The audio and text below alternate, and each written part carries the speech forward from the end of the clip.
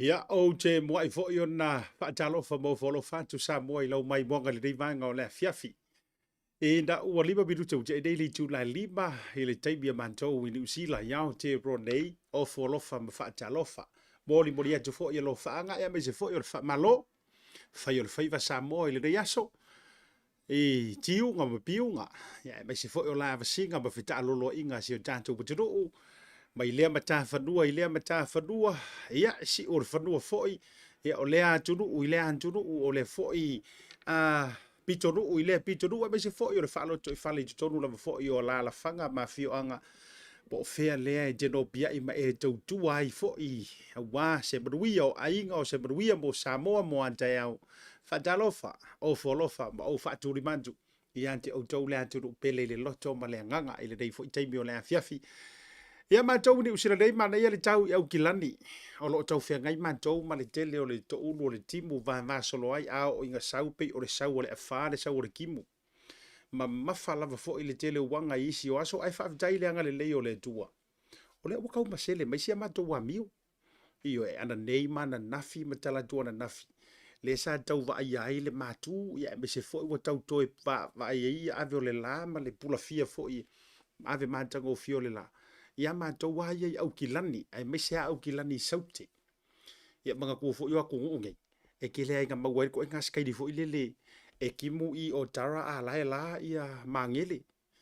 Ia a lae sa vili o I manurewa. Ia a lae ko ulu le snow I papatui. Pa malola mau folo fantu e lepe o kako isa moa a kimu sa va ia kimu fo I mauponu. Ia o neia turu. Taipe ia fo au Australia Amerika. E la le si piko ngu, ia ai ki munga le si pito no. Ia of susu inga fo I o le tau o fea ngai ma le lalo langi, e leo toi whaingo fie foi, suinga ma winga o le tau o lo iai. Ia ai tau tuanga fo I ma oe, ma tau wha solo I le malulu, ma kau kia le oso mai o le malulu le po. Mai se fo I o le fiafi ma le tau. Ia o le mele iko ki kia le se ma tau fo I le o le spring, po le autu.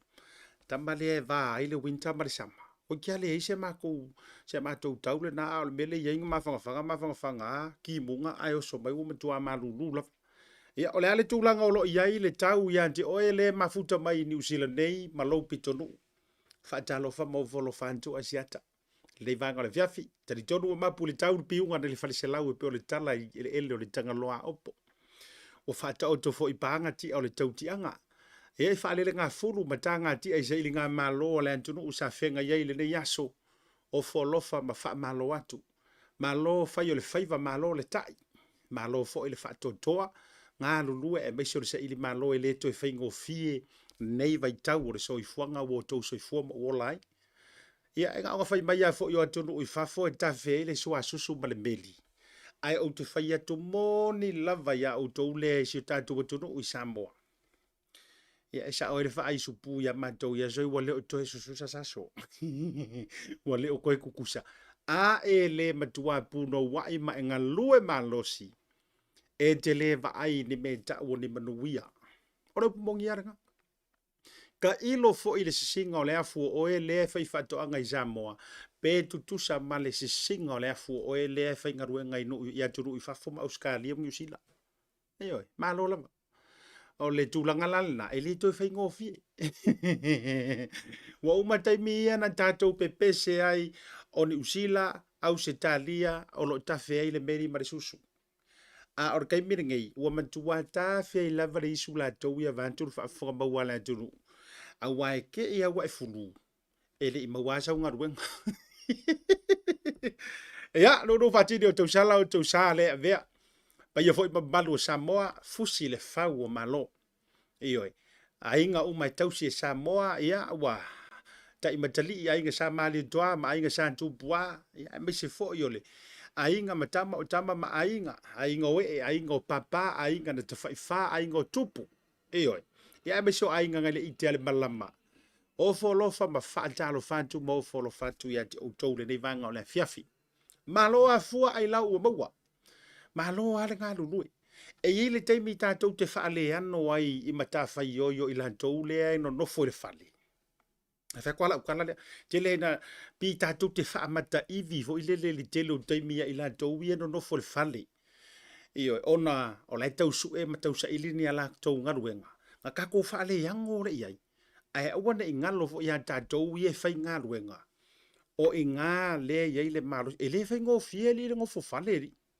Iyo e le whai ngō fieli no whale. Ia malo ia te o tau le au no fale. O lau wha ta lofa ma lau wha whiloa i.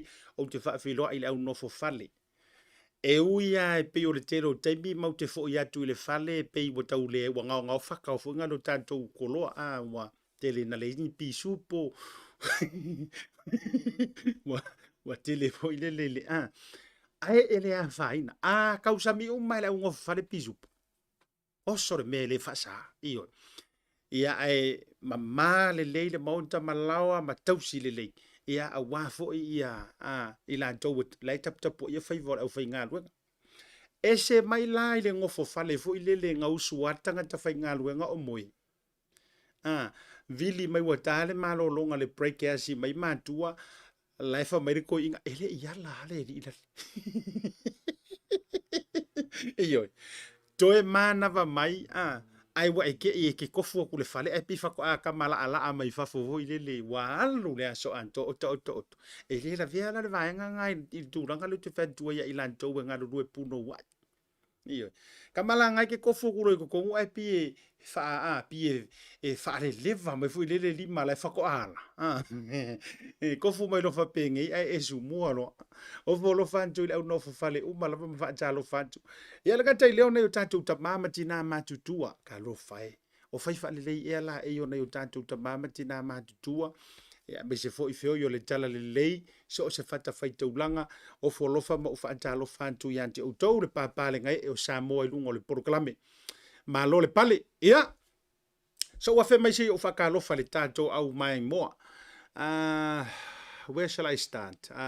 Talo fatu piccole le va mai lanto lungo le tanto Blue TV i lungo le tanto page.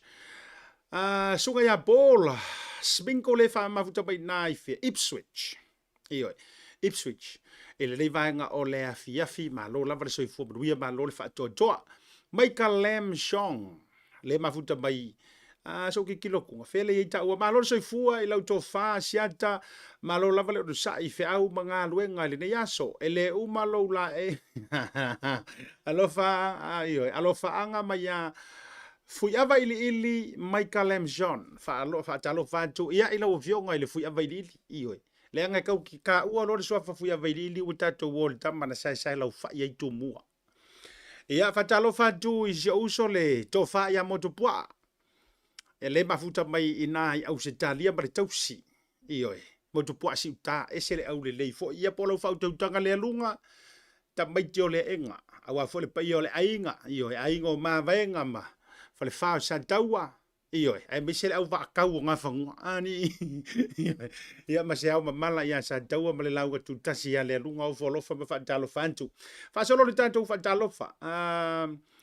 Ryan se kuku mai la lo put down a little bit fa mo le on the side le na wai le sia lewa yelu fatalo fatu sunga ya lewa yelu le mafuta mai le vanga le fi Washington nei America po lo pong sa o to ya malo fatu asia tau pea fa taile mafuta mai Washington foi le mafuta mai se foi o fia Florina tonu anai talo fa de oi fia le vanga le fi oh shout out to the Jack talo fa se uso ioi le sunga ya Jack ma le tato wa Jack Freight ia e ile sia o malo fo ia ilo na la leanga va foi mala unanga mai le tato Victory Freight for the shipping ia ai tu sala fo yo o le dei kele o ma pa anga mai tasila le o ole au le o ngai kama o check io o stamba fo ye pai e listanga tala po tel ia e me se fo le o nanga boli fa malo ma fa tai tu nia va malo le ma fa mai io nga kau faroa ai ku ilo ya palasia malo le ma fa le va ka tali belei fa tai ma tanga ia il to fo vai nga sunga pepe fa tai ma fa mai pepe li ta lo falava malo fo ile mafuta tanto proclame zemitone en fa Sofia vaenga le mafuta pa de vanga la viafi malo le soifo bruia malo le fa to se uso ya Matthew Pito Vau io so ga ya Matthew malo la vale on sai le vanga le viafi Pale mia siaki fa pe fo George Leota, Joseph Walter pa tau mafutanga o folo fatu le nei vanga o le fiafi fa pe versunga pe telo milo io e se uso le fionga ya ainga. Ya me se fo io le do ina sunga ya Lucas se aso ma lo lava le ono sai ma lo le fa toa e le nei vanga fo o le a fiafi. Ya te o to ma lava. Hoi le si tatou se o kilo ku. Ia sunga ia hui kai ke le prakalafa io aja e wila.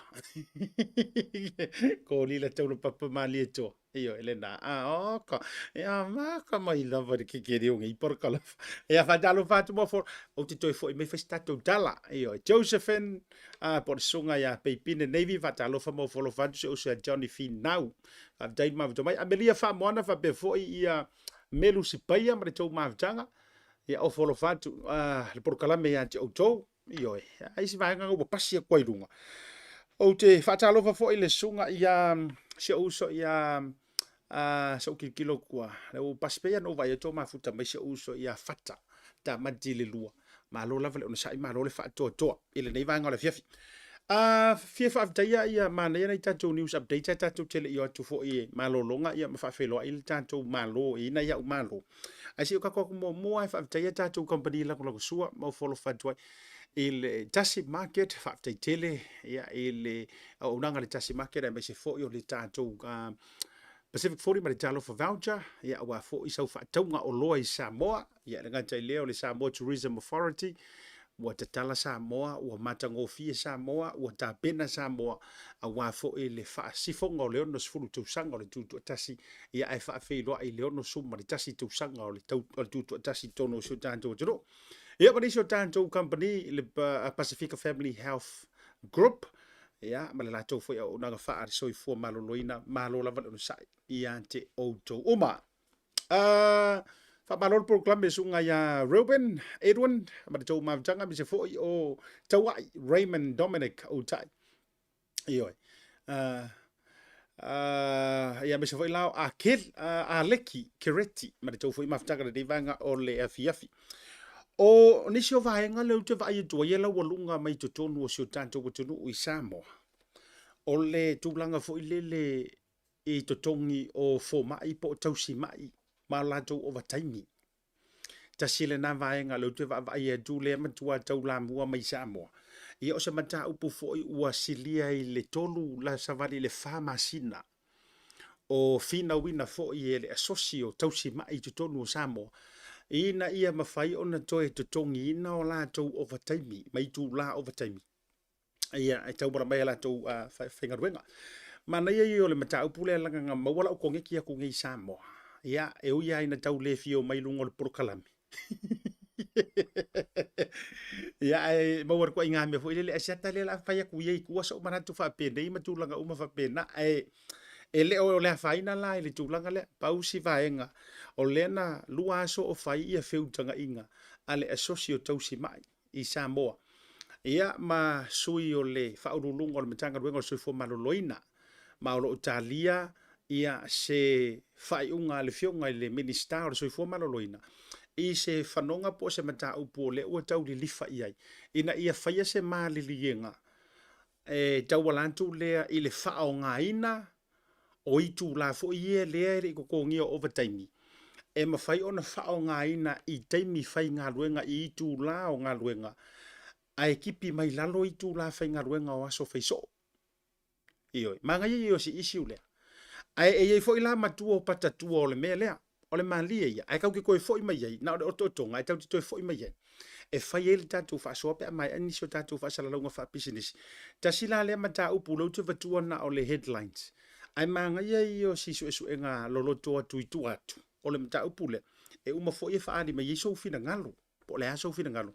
O lea la ua, iai le mali lienga le na, a o le tarosanga la tau si mai. Pe ma fai la o na wha o ngā, ia o la tau overtime. I taimi o lato normal rosters, for example, whawhaingo fiela ua te talaima whawhaingo fiela whamani nonga o mta upula. A whakai ka ingo o fo or kausi mai, nurse. A whapeo luke rosters fulu o wikula. No moa ngā ele o la veaingi o wakaimi. e se fulu o wiku la kaunga o whainga rue ngai la usifi lea kai au. Ai ona la o lea e ko i kiki se lau o wiku la o wakaimi e le i. Whaatei tai. E mawhaila na o walu atu fo i lele o ke whainga rue nga o le 5 i tūla. O usau wale le fale. A laila a pei mai pea o le se fulu i tūla. E whaonga hai la i kula ia le yeiro la tau tali tonunga o le ouai le matanga ruenga ia i la tau. Mana tua, o le fi ngaunga lea. O le fi ngaunga lea e lua i ku o le kala. O le maalia i o le vaenga lea le o vatua le nei taimi. E lua i tu o le tala lea. O le iku mua le na i le vaai a Tasi Market. O le iku lea. O le vaai le na ma le sila lea. A Tasi Market po nurses. Le fai mai ai, o le le o kokongi o mātou o vataimi. O le latou fi ngau le ngā. A o le isi tu o le lau le fi naunga lea. O le au mai le fina ngalo le pule whaatono. Po o le whaaurulunga. Le pule sili o le soifua maloloina. Po le official soifua maloloina i Samoa. Sunga le fōma ia Dr. Alec Ekeroma. Ai ono. O le na ia sau noa mai whaapea. E le mawhai o ngā so o ngā vave le mata ngā luenga i le kirianga o i kūrangei. Leanga o le anoa i o i kūrangei. E le o karikonguinga. Ia. O le ori le ngā. Whawhonga mai whaila. O le alale nā o le mu whalo. Ia o le taimile le. O le kele o le whelau koa i le mata upule. E whai ngō fie fo i e kākou i e ngofo aku ma whaatua pola. Piki ngofo whaakua pola, whaakua malama vui. Malau tilu. O le fie i o lau kau ai maa i oe masona talafo le telo manatu. A lea lau o tango i tau wa ili e tui ati outou. Le nei fia fili ela li tātou porukalame. Le lau kango i wa ili e tui ati outou. Nai wa enga tāua e ao ngā fo ilo sila fia. Lea fua ai ngā fetoso a ile mata upulea. Mua. Pei o lea e kope aku ele asosio kausi mai. O lea la tau te whaana nati atu ma whaapea antu le whainga malo e tau wala antu le matanga ruenga o le soifua malo inga.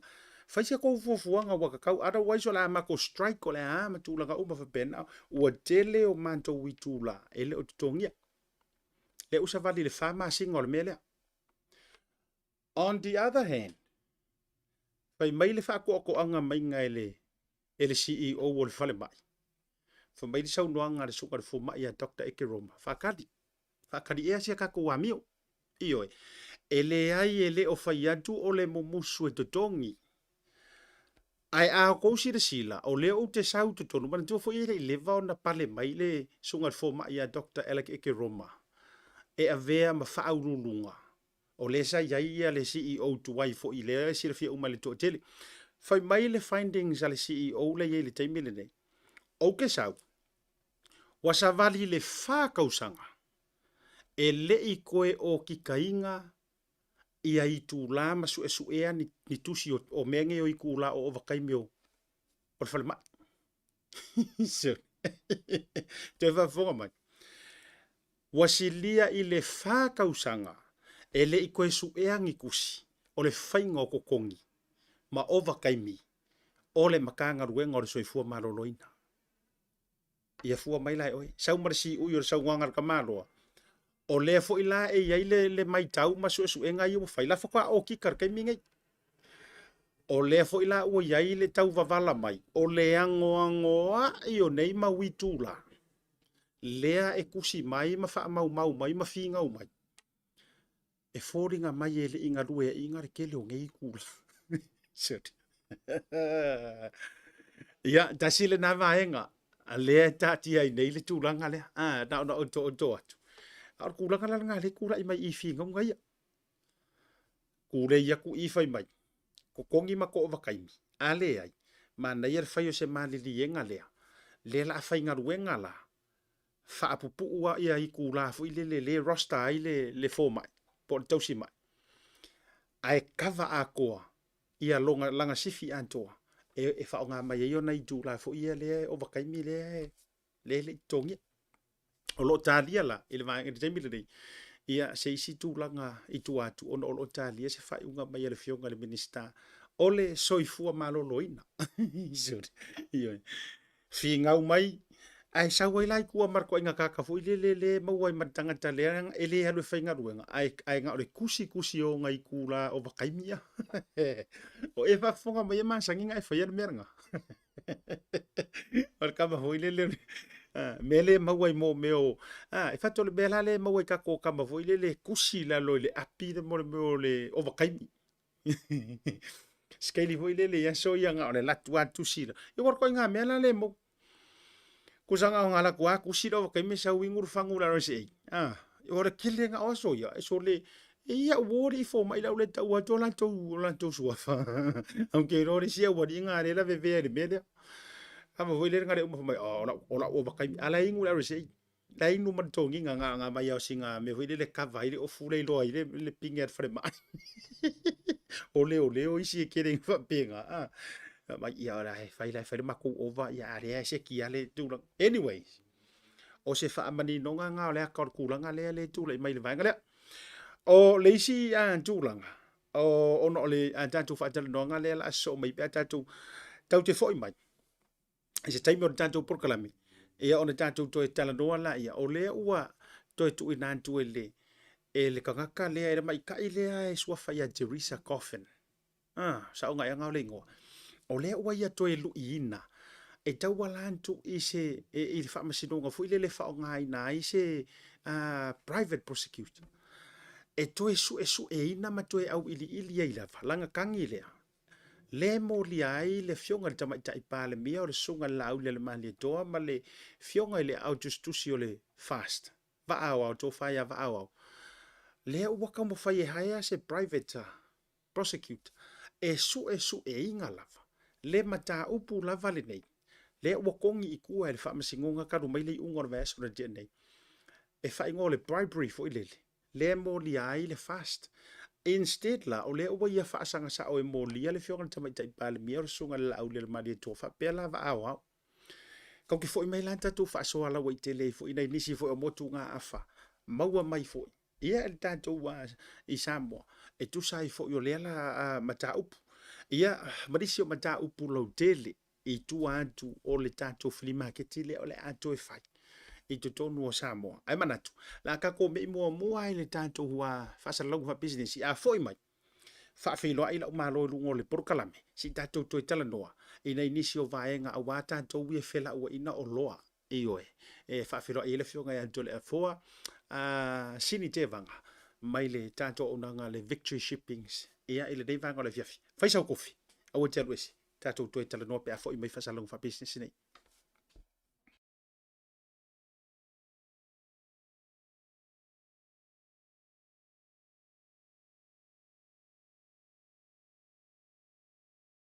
Tautai.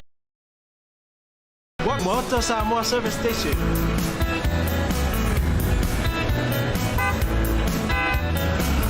Talofa. Tautai. Tautai. Tautai. Talofa. Talofa.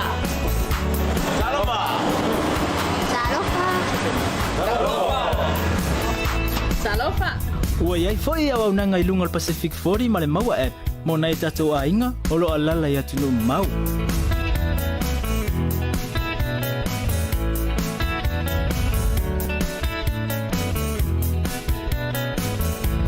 Tonte pia ona pia mo o Samoa. Papetai la pia mai. We will see you again. God bless.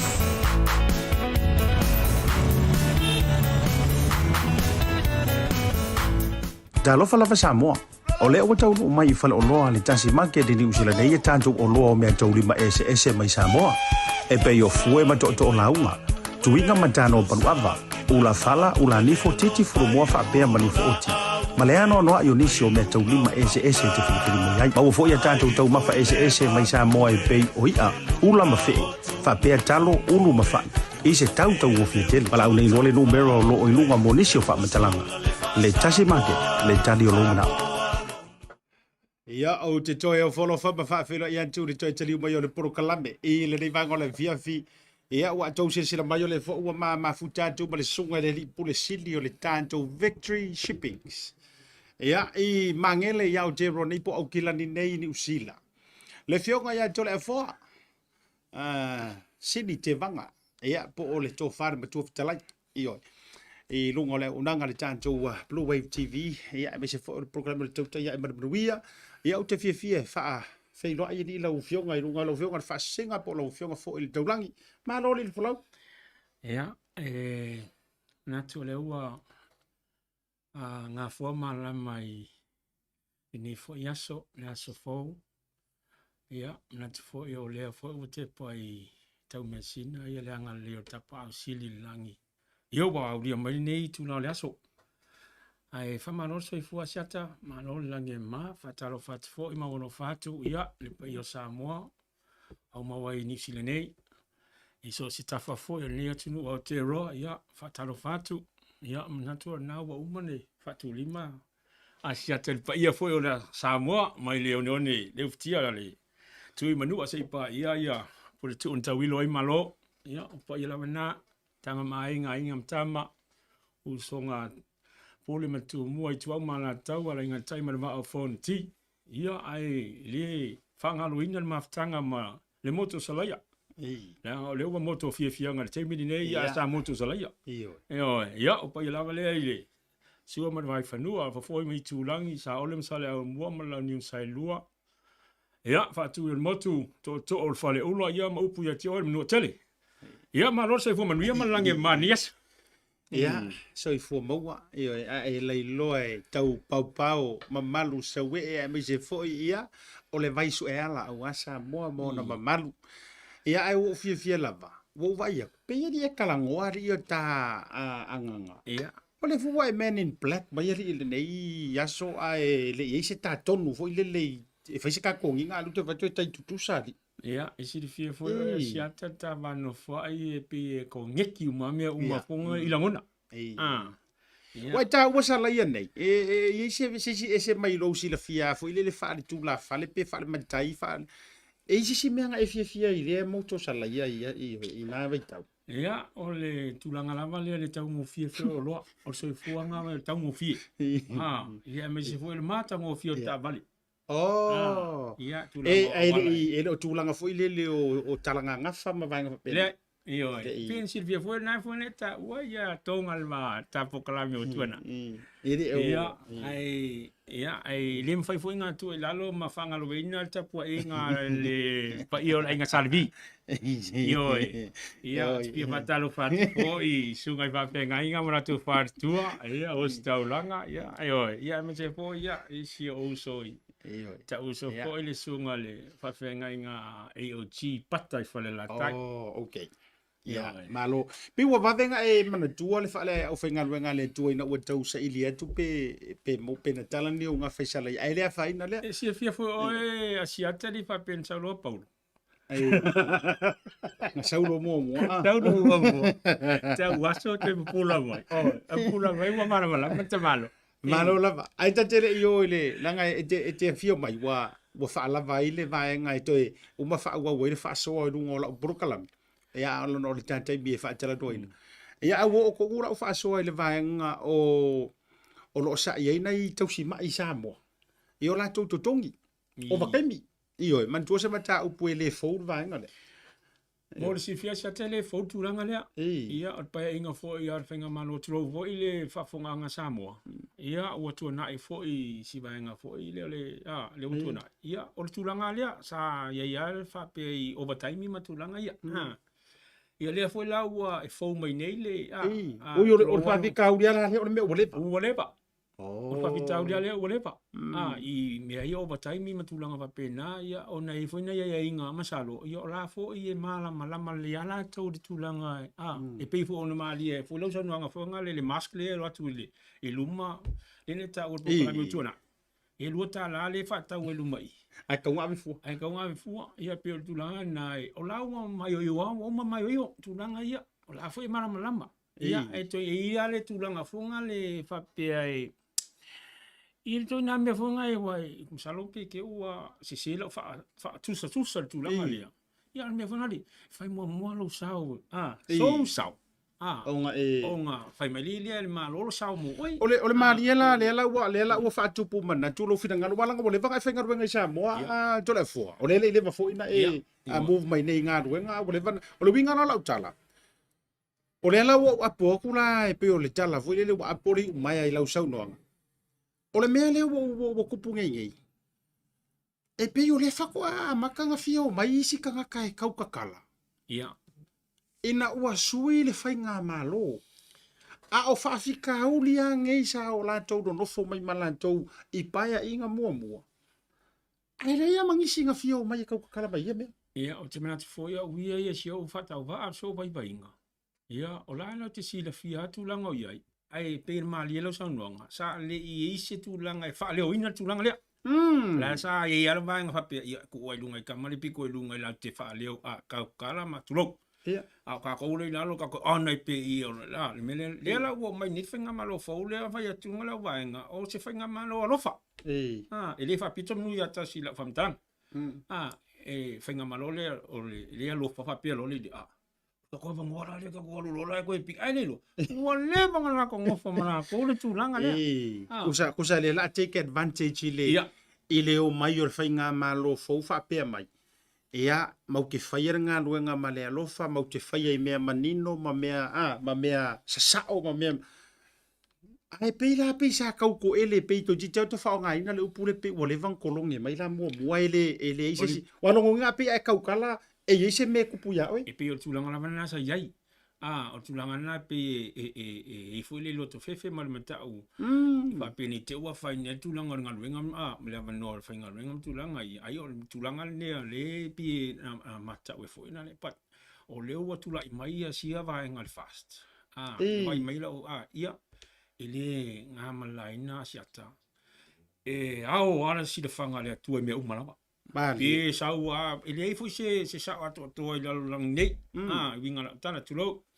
Ai ai ale ia o mi si le foi sia tar me le tua e foi ia Japon e te la o fina o me tulanga le fa pelo te mi te ai si di fa mai ia ko le pe de o tu fa ile ke mi funga le sa wa ile ke mi funga le ala ia ka alo melang ke funga le ala ya luar kai le ka alo nga ina kai mi le pe la tato ni ni sila e ile te mi smoko na ia Ere ke me malo e ese le lunch la le break le lunch le ese ka manga si mo pe fa rua pe fa ese lau sul 5 mingu ke ese lau 10 minutes ese lau half an hour ai fa tai lau fionga walanga o le mafu anga wala yo no fa tala no ina mo fa so ko ilanga o tanga ta fainga ruenga sa e bole vanga e kau ko I Samoa ele shipping I Samoa fainga ruenga fo ia aliki Samoa o nga ruenga la vala sa e te lelo sao O le malia la maka upu lea Toleafoa na tau mai lea I tau whaalau I loa o no wau. O le malia o le maka upu lea. O le pressure antu e lato. O le pressure mai e nai tau si soifua po I lato fo ono ova. Ele o nganga vale ele whatau ngā vale lato ngā ruenga. O lea la lau ke pressure aku tutongi mato over time or kele o le overkaimi. A lea watu le CEO fo. Se eile ngofoa o le soifua marolo inga. Kiro. O vai le whakausanga. Ele I koe o ki ka inga I angi payroll. E loa ai o wakaimi. Le ai mangi mea nga su ea. Whamairo marakalar ka maroa. Whatalia. Se ele ai ele o se mea fo. Ile le so ngā leo mai asa ngi roa approve. Whakari se isu e nga. Langa iei o koe ele I whaiang ko o wakaimi. Ale ua claim o wakaimi. Ia. E maa lia fo asi ata tūlanga leo ta ua. Ona o ta ua e whaiamata tapa ili ala fo. Nga le pa whapio tūlanga I langa o I ale. Le tala le au mai ia le ta inga o tata o langa fonga le murumuri ta e fo le whainga o mela nei ia ringa la utana ia le so whiwhidia fo ta ve me tupo Israel o lea sa I sila o ia siat o takta lea leo si onge ele ke karoma ai ono karoma sa I whaawa o le whaawa o leo le NUS po o le Universitalia Samoa University Tapen Pena mo Lea la watu o ke roma ia ilo na tūlanga le e mawalunga tūlanga lea. Ai whaafetai lea tua. O lea I le whainga malo, o lea wapirifilia. O no le vai mai ia le whainga malo. O le matanga renga soifua mamalo ina, e tasia soifua tangata. Ali. e tasi ia e le whape whaaluaina nga le la o mai le tangata le la o mai nei ia e tau whin whamarulu na I tau si mai se I tu mai se taimi le sunga le CEO Se kau su se kau wa ia kuai ngai mea ia a fia kongu le au kuol mea nga lapsa le mea le am a fia po la matanga o nga tonu por fai unga le fo ia vaenga wa tuana ia tu ia wale na tia foi o sia uso Toleafoa le sa pale mai ai ia le no vinga na ia le vinga na le na fa tula utala ia ka kere fa kwa a mea o taule pu mala fo se le se nga fa pena ai o le tate tala no wala nga sa u ko ngi fo sa mo le la vele o mo se va no e o mai lungo le prokalami ai pe o se fa tata no nga le tu information se la na au mai ma fa pe mai o le mafu anga le fa tuai ai ona release matula o kero fo mafu anga le tau fio ma o se fa unga le fio nga minister wa pe o ia lava e fa fa unga pe o kero fo ia e fa ngo fia fa pe mai tangata le wa te le yo tu singa wo te fa tau tuai ia male manisi fo fa pe mai pe ia o le ngi ku pe fa nga malo ai o le ai mau so te inga mfisi ngira fio nga minister tupi o le mtuan de le tupi ia le ako ke sisira le fu wa mo to nei taku le silima ko milionga io abatu io Australia ma New Zealand ia le na e sila al watu nga o milionga fa le fa me alo fa no winga o lai la va fa so ai o le mele wo ye e o lai lo loto le ma fa tana no nga mo fio nga tama I minister tupi Samoa na isa no ai tala le asiata o le kaimiringi ma ko kele o ka fia ngi mea pe swingi mea paula mele o matofia o le fa mua le me ka kaunga fa mua ai le o songa kama fu ile o le fa sa pa sui o le kau ai solo ma kau ai solo ia le lanta to vai e tunga finga ngo fu ile me o le kupe mai wafui ya le paka ngau malai va alele fatua le lana fa mai lo le sau no nga le fionga tama I minister tupe e le fa ia la le fast le bele na o le so nga oso ia mau poro keki mai ia me fo e kaunga fa har we se kupe kele ai le o nga o eta u asia tale mala va le fo le ti abia ia o ma fa le la mo se o le isa mo le o so la man ma le a kinetsi ia o ma ko he fo ali o ke de o vengi fita ia me ngale small ya pota pick man small pot like o eta o tu nanga ai tira fia o asia o le matanga luenga le e ave le fa mo ma lo o no o le soifu maloroina le na tonu lava o soifu maloroina ia tau sanga foi nai e tau sanga foi nai tausima se lava pe apa pale ia lava le onsa masalo le te mawastai ia ona maua le se fa mama venga ilato ia matali lato mana onga ia na lato tau sanga ia e faftai o me sile loa o nginga mai dunga o fai ona mai dunga loa mai dunga le tulanga le ia malo la fa tai o no le o le taimi foi mana ia lu ta pase fina ngalo le vionga tole foi menta I vanga le fa tanga ta fai ngaluenga al tanga ta no le fo o le tu no samo anyways ia se fese kala o mai le ta o nanga me se ni vaenga te mo mia fa ma pu e lunga le ta por kala me le vanga o le fiafi fa tai siata ia e moli foi le fa malo foi pa io sato atsuno ia e fa tai foi mo ina to foi o lo fa ngai nan ma to nanga le freight le victory shipping I mangile ia pe no fa tu ia mo mono fi fa talofa I le pulenga foi ia a me se foi pule fa tonu o le company victory shipping ia sunga foi ia Josh manensi paia me se foi ia manase paia ia o le pule fa tonu ia me se foi le mato li ofisa su mai mitonga o le nei kama leo naki ia fatalofa o fala yatu o ia ni te mi po kalame ia ai fa pina foi le tu lo foi le mafutanga va lata marsunga fa finga ia Toleafoa le Larry Tasi Market ia o si mato clients ha tele la vale e fai o le alu sau asiata io mainga ia na foi silfia o toi tau nu mai foi ia fa momoli ia awala mai lunga le valele ia o me tau lima na isilo au le mo la le la sole no ke i diro we ku mali wa ile taimi le no la to e fai le Fai pa mele, iyo ya la sa si la kuinga ya sa to sa si la ke mingo iyo ele ka fa furuinga fo ia le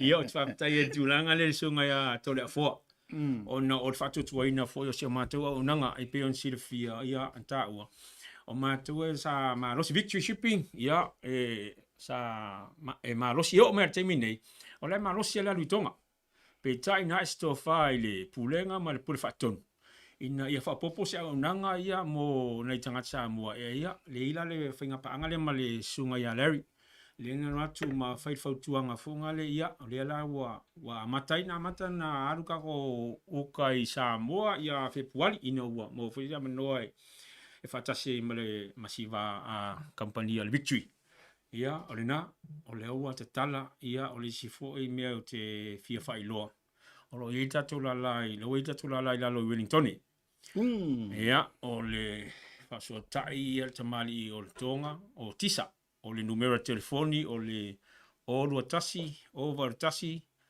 falu lua limono o tasi over tasi falu lua limono mo ila to ia pete tala au fo ia address sfur valu ia Tautai Street i Upper Hutt mana ia ia e fasto ta ile telefoni na ia sunga ia tisa ia ola i foi le mato nanga jalo i Hastings mana ia fa lau tele no tanto ia lo ia ile sunga na ia fatongia ia mala au telefoni o tasi o fitulima fa ono valvar o tasi o fitulima fa ono valvar na ila lo Hastings ia e o te fi fatalo fala i le sunga fo ia le uso ia aleki lea ke reti le fatasi mai lunga pokalami ma lo sai fo manuia malange ma ia ma sunga fo ia pili le farani ia o le nawa se uma fa ma e fo pokalami ia tatu e felista tu tala mali ia na o le onanga na o ngai uso ia le mai ngalwenga fa baitai ia o papa aula ia lo o i waipaua na tala tai fo i hesi ia fi fatalo fa fo i le i tauranga e le baenga lenga mai o i pata falatai i ngalwenga fa baitai ia tai mai le sunga le wa ia Jerry le lua ia o le atali i fa le nganga o le atali ia al sunga fa fengainga ia Maota ma fatua sarona i pata ia fatalo fatu o la ni tauranga ia masalo peto fo ia masing fo ia uni te fo ia i Samoa ia al pe o tulanga na ia o le onanga la fo uma so ta ia ima ma tulanga fa pe siata o le si tulanga siata o le on air freight kago ya o nga saunga i momua ke milangi le wat yo bala au mai le telefoni na lo ia cha ia o lo tasi do valu tas todo valu tasi ia pole o lo tasi do tasi lima va ono tasi fa ia pa na mia foi ni situlanga me tau fa moli a velunga valeli kamanga e faisina ma fa fala tete tau ia ai vavi la kuangi ka nguka ia ia va la loia ia na sifia pe fa pe fia moli sau fa moli la tu ma wa to tau kaloni se la lus fulu ngor se la lus fulu ma ko etesna Greenwood road ia to teliana i malua tunu le wo fa ngaina ia ona tulanga fo na le sa tau fa fe fo le tulanga ona ma to fo lunga talunga le alu le Samoa le alu le tonga mo ko kia ma ko nga mali le alu Samoa ia le wo ma kan pick up ia e fa aftaia to fa aftaia fo le malua tunu le to to ina ngo ke le amea i si fo ia nga fai ngi meo ai mai fo nga ia ba ka fi kontene Samoa po loka le alu ia ia mena fa aftai de au nanga ia firoronga i pa ia mar malu tunu fa tu ina fo le fo i mato au nanga ia ai pe tulanga vala au mai te fo ni no fa i lo atu sunga ia raindunga ia pa alele va lalo ia sa umaga ko kamale iyo malo mangi ke wa isi ba modu so iyo malo fa tai ia le na Samoa o tau fa fo mai ile tau tua male o nanga ale victory shippings fa mo moli mo Samoa aluaku ma le sau fa so tai tanto numero le na so si fisili lava e ke vili mai lava tali atu ele fionga ia Toleafoa Sini Tevaga o stanga ta au le tele Iyo e lau fofonga fifia. Ia o tamari ina e se lo fia ile la to nanga. E vo ia o te fa alongia fo ila to wa wailonga. Ia ia le upu fo ile iyo ia e wailonga ia fo ia e le se ha mi lo tau mafai e te try isi au nanga. Iyo ai me se fo ila to wa le fio ga to la fo he to mai mutula ka uma la fa pena. Ia, sisi vai ngoi, te sau no ia le fa umaina ta te tu malolonga le vai ngoi. Whaftai a siata le o le pawanga tūlanga ia e whaftai am to e whaftai tele Samoa o i latou whatutua ina fo i sia matau au nanga ia na mala au mea telefoni na fi whataro what fo i sia uso tulau le fionga saoli la fionga tuala lea timo vai fale ono na filo na soifua ia fa manuia atu wa soifua e wili wa te ale wa anafi ia ia me sili na e anga leile atua fa fololo soifua wa foilo tu lai mai foi ia te taina foi statu ai ngani vai taimi ia fa malote fa manuia toile lo soifua tuala tulo po ia orina siata Ioi, o le nganga whaftaima le whamalo, ia au nau nai fo isa e tā ua ia le uso fo ia tse. Ia. Ioi, le na, malo, mori le nganga whamalo, mora nganga whaftai tele, whaftai le au nanga whaftai fo i le tautua atu no. Ioi, me sort of so soani fo i le maru lau tele, wau nei vai tau. Ia, ua, tau atare so i fuanga e ata tau iau te ronei. Ia, ua, matua alua i lunga le, tūlanga o le so i fuanga ua iai. Ia ai mo mori fa malo le o nanga tati to e felo ai foi mata to e tala no system. Ia ai mana tu le vanga le fila tata to le malo longa. Ia foi mai. Ia ona fa felo ai le mai lisi o malo la fo what sen bai mai. Ia wal tatu fa tano. Wal siata ia ke wangalo e kia uia si o so misale Henry Leoton mako ichina Samoa.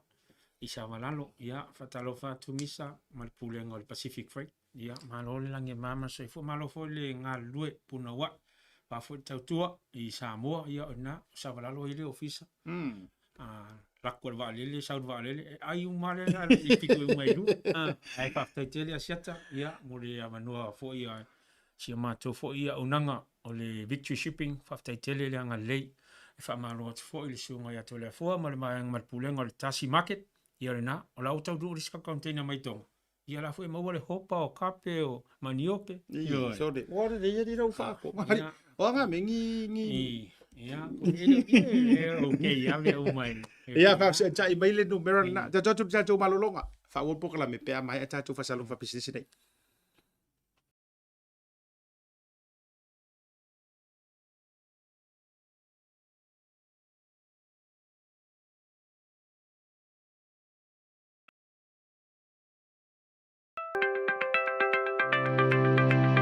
Talofa lava o lo ingoa o lua hunt o se tasi o tasi mai le Pacifica Family Health Group. Ua lata mai le tau marulu ma ua ngā solo le polokalame o le tuinga o le fulu. E whaia fua le tui o le fulu e le isi tutongi mo so se isi e ono fulu lima tausanga a ngā ilunga mo tātou Samoa ma tangata Pacifica o lo limas fulu lima tausanga a ngā ilunga, mo tina, maitanga, mo la tau o loo maua i ngase tu mau, pei o le sela, le suka, ma le toto maulunga, mo tamaiti e ono masina i le fulu lua tausanga, ma la tau o loo maua i ngase o le mafau, su mai a fio mai e whaatau nuai lau tui o le fulu, mi sela, po le tui o le koviti. Mo nisi whamatalanga whafsota i mai le telefoni o valutelau tolu lua o tolu. Whaftai.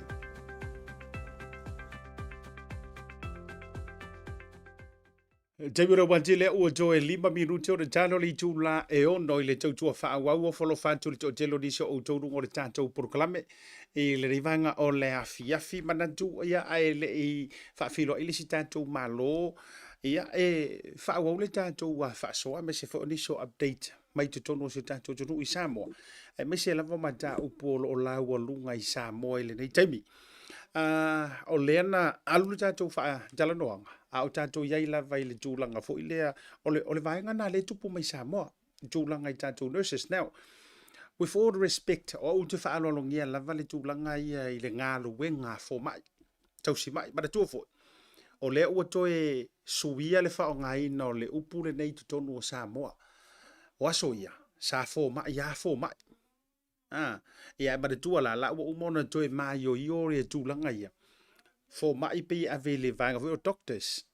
Ai tausi mai, po tausi soifua. Lea la o le upuna le ufa ingoa inai ma ta uai tatu nurses.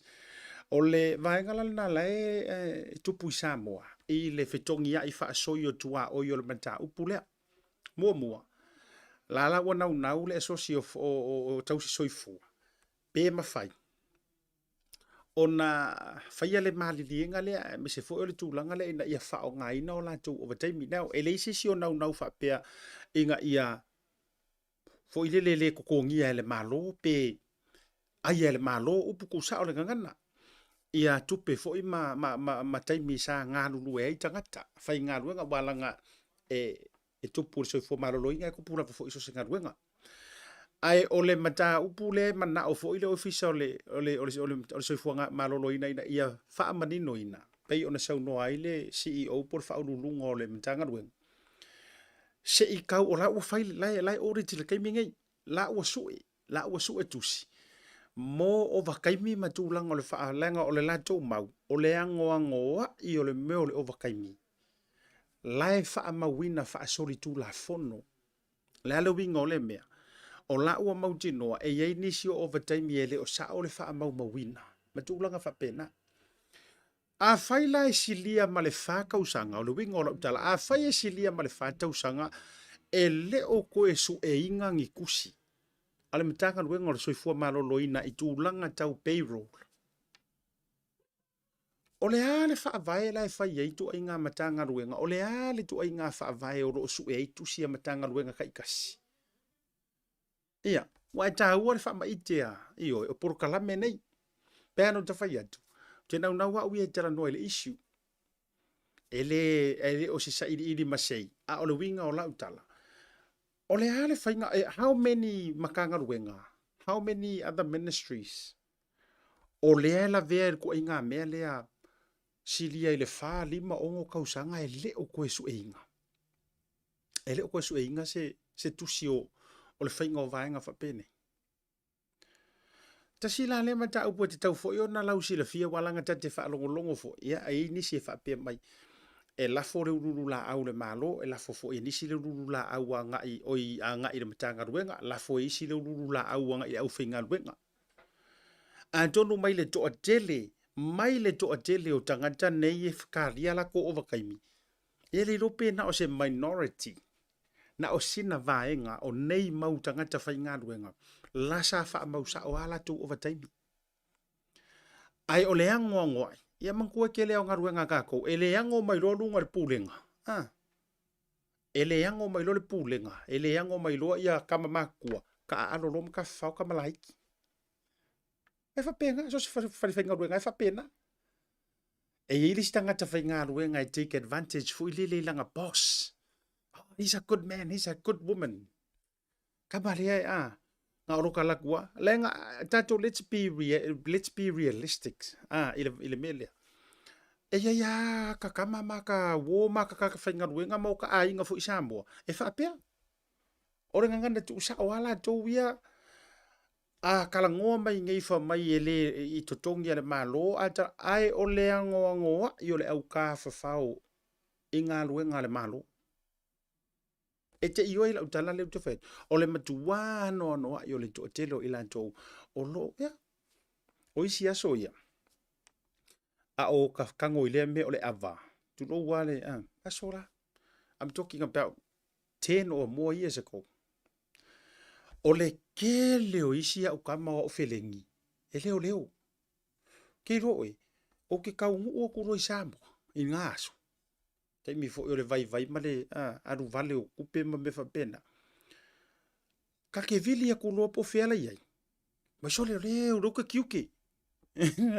la ule ka wa kwangi ngo so lo ki ki fe wa sa va ku yo ka usu fu sa wa we vale wo so vale kwa ila ro sei tu lo o pomongi bai oi pakari bai de la a se fa kongu ia a lo tu e la tu mane tongi nga o nga kuia se miki fu ile le pe ke ma oi se miki fu nga ya wa ko pa unga so mo ia fa ku ia re miki fu ia man tu te minai ka ki o mai ninga po la fu ka ke fia e va ka ia ko o ya nga luenga ai watu ke vai e ngwa ma e fai kanga leo ai nga ore kuia miki fu ile le ka vai a wanga i anto ore uniform anto ala nga luel te milna e fa penga fo nurses e fa penga fo i singa ruenga malo o tere o fa tu a me so le winga la utala io o fe kawi e a fa tu ai o le mata upule a fu ai na umana o te tala noa ma fa so ai le vaenga le o ai se anga le la nga ma ye ngai maka upule mau o va kai mi mo fa tu ai se ana le na le a fu ana le tala noa mai overtime mo mai si fa pena o le talo sia ia a fai tasi le su engol mata upulea ia i se taimi fa vave ina ia to e tau sa o ila to o lai sa o io na ngol kala kusi e ka kauanga a ver kaui le ka kau i tau so o te fai atu la mo le tangata le ai o vakai mi sa ma lo lava ma lo le ono sai io o ele ke o vakai mi sa ai ua ma fua foi ona lao fa ia le matau tu lo fa fonga le tu o ma fu fo yo na fa pe le anga le muai ko kongur kanga ka fo le o va kaimi io tangata le o va tai au ki ro ka mua nga le makua sa mala inga maka upule io o le vaenga na le tu pu mai tu inga ke sis fa pe ke ro la o piko i lumar kanga makua sa ngi le fa maongi le me o va kaimi ya ala no fo le o pisa tu na i tau si mai sao la ia la ko vakai io ai le nga a le fia ro le sko ke le wo fa malolo io e a wai se fo i la lo le levo fo i le lo nga kolu lo nga fa ke le nga tau tatala pisa o le mele e ke le ai nga ko e o le levo fo i le la kala le management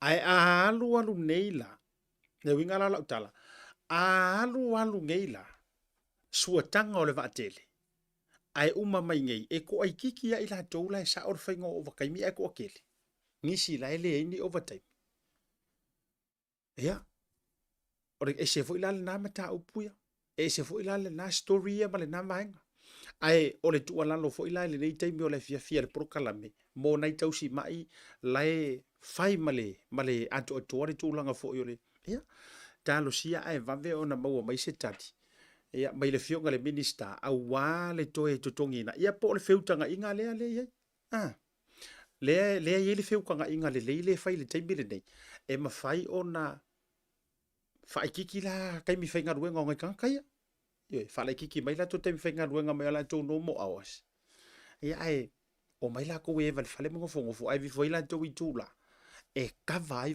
nga ia ala e mo wala vale full on page o tūlanga fa pena. O lisi vaenga lona lua ile ina i tātou update mai Samoa. O le mata upula valea lea e ngulu soro i ko akele ngai kaimi. I whainga pālo talai ti le fatua o matu nei. Manatua. O lea ua maea o ngā laulei unga. O lea ua laulei unga o le keisa o lava lea ma le keisi malosi. O lea le ngā winga o ngā keisa o ma le keisi malosi. O le vale o lau timu ia ma le tofa ia Samoa. Le ua mai o nga laure unga nga le nga mo lena sua ye ele HRPP po e taubalantu i le tofa ia Samoa. Ia le fionga ia lau timu ia por sunga lau timu ia le lau wakilia. Famari fa masingonga. Le na ufa tari talo noi na ili tofa va au le verso de jendei. Famari fa masingonga. Wa lava loa inga. Ioi. Wa lava loa inga. Iyo, awara koe mai angi koe nga nento titia fa mai ongi koe mai angi case fa vasi fa penge i rungo le. Ya, fa mai mau kupe fa mai mau kaimi. O le tele yo me ye fa mai mau case mai mau kupe, mai mau kaimi, mai mau le ea. Iyo. Ai mau o le kilo mea mai mau I cases fa pea.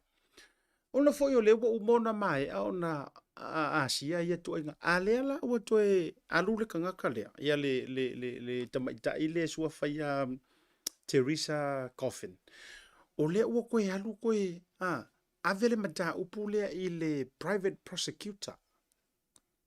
O lea ua toe ave ai le mata upu lea. E koe ilo inga. Ele e whaonga ai se private prosecutor fu ilele. Po o se ofisa su tu maoti. E la kou ke koe au ili inga le maka upu lea. Lea nante e ilo na taritonunga whamai. E whaingor kala e tusa lava po o le ale unga waiai. I lona lava taritonunga. O kupe ia nga ave. O tupe lea na ave le fast e ala mai le roadshow. Le li maafe ade le vevesi ai. Whamai le karikongunga o si maafinge le o Teresa. O lo utari tonunga. O le awalanga fai. Ua maafu ai nga ko akele kanga ka paloka ile. Ia lau timu ia. Maka ukia kile le ku inga Maka ukia kile le ku inga kamai. E tuai fo. O lona le na whamailo na tali tonunga. O le li maafe la valea. E uia o lea ua uma o na laule unga ma whaapea mai le fionga le whaamasino sa whea ngai ma le whaamasino nga le na te atu nei le vaeso na te nei o le fionga lau timu ia ma le tō whaia sa mau. Kongi I whafo, whaalea o ngā ina, whaau pea le no fua ia o le fionga lau timu ia. Ai koe fo I desko o kere o koe whailelengi a koe whi au ma toe fo ia tō ngā rua ngai tau tua a hinga whakure pēkakango whawhai ngofie lau ngore unga. A o le nei lava I pisa le tangata le nei, ma whai mai le tala.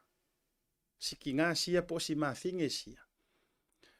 Le aila ave le private prosecutor whai su e le mea lea.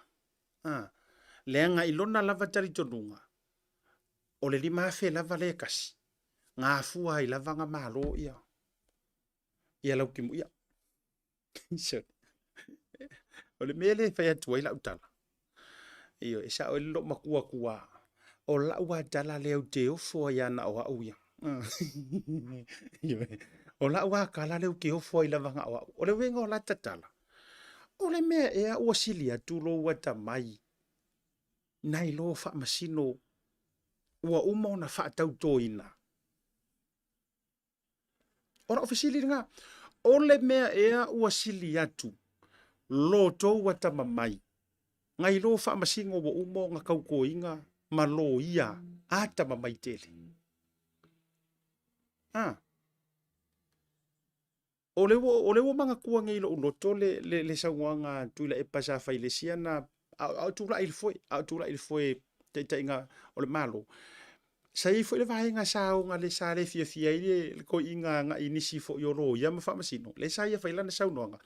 Ele e kere fo isi ro ya ka mamai ya ku ngai lo isi pe fo ringa fo le wo umana e ranking ia le e vale isi ro ia tu ro ai ka mamai isi ro ia e vai isi fa masingo ai popoko isi fa masingo a to si la nei lai le tu langa na ta pule male le fa madi inga a o le sa mo li maule tangata la vale Teresa Coffin o le sa mo li maule I le vasolen ke ngai o ia o se kasi o mo li maule ke isla vale le o kongi ku o le kaulia o le winga la utala bo tara no to ia o le vaenga e uma fo ia li neura malo lo si o lo ma fo ki ka mo fa fi ku nga ia po o fe ia I ma fo ngongi ko inga ka kamar fa va senga inga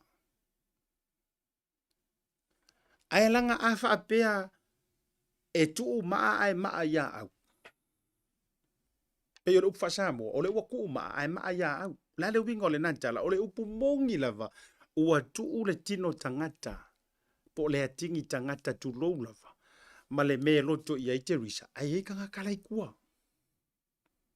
e ia tangata lai unga ia ngai mei kua ioi e ia tangata lai unga ia mei kua to e fua me foi le la utala le utu fai atu a fa apea mai sa ia se ka ia se akungu ai o nga laua le e ia fa masingo e le roa e vai e fa A fa pe se ko inga ka e fainga nga la fonga fa pe na tau mama nai le to mai ma le anta mai o ni tangata wanga va ai lo la tu la vanga luenga. E fa pe nga fo ila ka nga ka yo le a folo i le mele. La ua fai mai la va fa masingonga wa umang fai mai fa masingonga no more. It's a waste of time. Fa mai mau kaimi, fa mai mau kupi. Ole ala le si nga le fatu ole ala si nga le mana oi. Ole ala si nga ke manga oi. Ai la akso ave fo e tu sa foi po kere ngi okupe ia ka ko karango ia la fa pe mai. O ngai kere okupe. Ai la sanga faia i fea lea la sanga faia e kau i fea. Ma na le na fatu la utala. E ala ino utau tiro it's annoying. Iyo. I think ole upule le ia le ngaka ke evele melia. Kusa ole tulanga fo ile.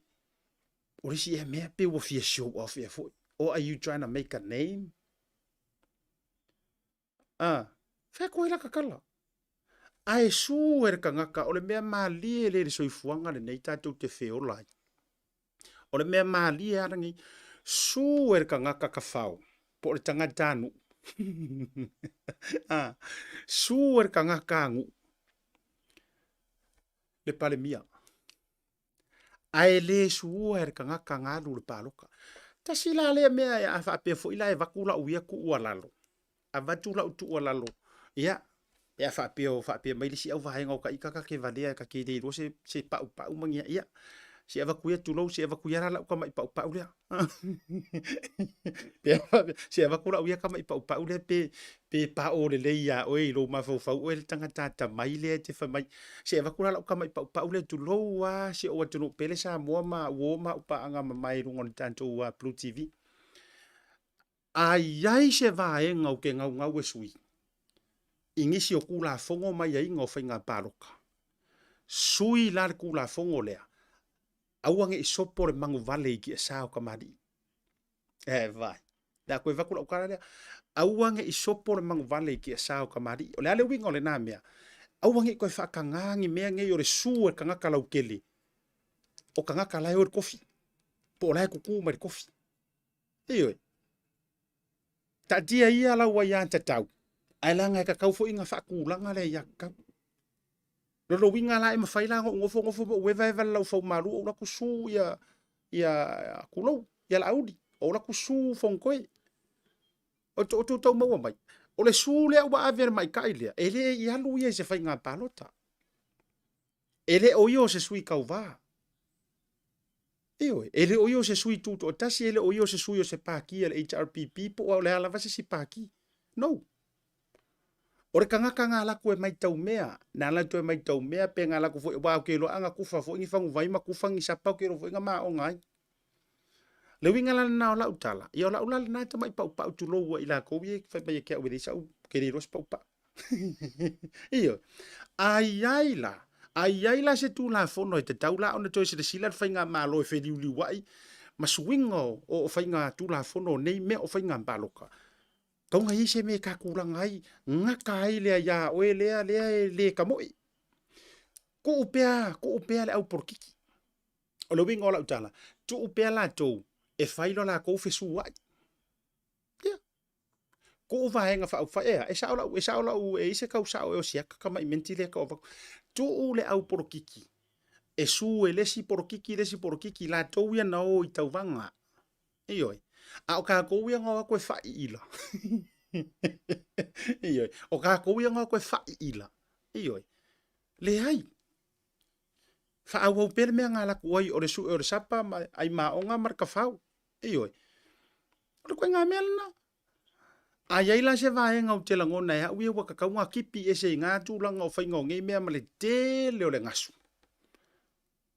Ya vai lá le coinga me fa pe o le aru e kau var fainga palo ka ai oso a le su ala ultimu ia ioi le su ala ultimu ia na lu le a le su sa mau le su es ko ingo oi fe ngai mali ioi ai oso ale su ia le fionga palemia a o palemia tu lo lava o le fanga o yo le loto fanga sorry o kwai lo ko fanga le salvalas o le ngo fo lo ko sedi E so ia ri le. Ala winga na lo tala. Iyo. O rea ka kikia ka nga kasa o e su ma me e ai la oso. Le winga na no faya duai le tula fono le aua le sopo le manuvale. Tulo wa. Aua le sopo le manuvale tia sao tamali i lai ala le mafuari. A ka seu ro ka makua. Iyo wa malu wai malu waru kao le kukia. Aua koe fala lave se senga. Iyo. Ali tala le na vatu fa upolu. Felelei loa mangusinga. E le koe oso sa manguvale, le koe oso se ki o kala po se, iyo, po se senga. Le ai. Tu upea ia ilantou ua ta o to maile. Ile fola lea o la kou o sui kauwa. Tu upea la tou e o e fai fesua inga. A o le ala u me fai. Alu o e fai lau e kisi. Alu o e fai lau paroka. A ua le manguia le nga e kusiri ma iai. Au ora fai meita. Mariko inga sko inga sala po yo e se madonu I lauli. Au ora fai meita. Ioi. Wa tele le fai meita o tatou wale hanga I mea. Ioi. Wa kile le fai meika. O fai tau le tustu singa. Tasi o tustu singa le fionga le tui antua. Tupua tamasese efi. Si tasi o ana tusi. E yei fa upunga fa beneu te fia o toina. Ua avea le meta uo le saili malo.